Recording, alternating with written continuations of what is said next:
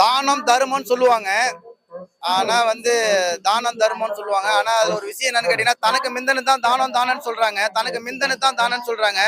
ஆனா தனக்கு மிந்தனதுக்கு தானம் என்று பொருள் என்ற என்னன்னு கேட்டீங்க அப்படின்னு பாத்தீங்கன்னா, ஒரு மனிதன் அவர் இருக்கும் போதும் வந்து பாத்தீங்கன்னா ஒரு பேர்ல தானம் நடந்துட்டு இருக்கு. ஒரு மனிதன் அவருங்க இல்லாத போதும் தானம் நடந்துட்டு இருக்கு. இதுக்கு பேரு தான் தான தர்மத்துக்குள்ள பேரே தவிர, மத்தபடி தனக்கு வச்சுக்கிட்டு நம்ம செலவு பண்ணணும் அப்படின்னு கிடையாது. இன்னைக்கு செலவு வச்சுக்கிட்டு நாளைக்கு செலவுக்கு வச்சுக்கிட்டு அதுக்கு தகுந்த மாதிரி செலவு பண்ணணும் அப்படின்னு நினைக்கிறாங்க. தனக்கு வச்சுக்கிட்டு அப்புறமா தனக்கு முன்ன தான் தானம் தர்மம்ன்றாங்க. அது கிடையவே கிடையாது. அதுக்கு உதாரணத்துக்கு வந்து பாத்தீங்கன்னா,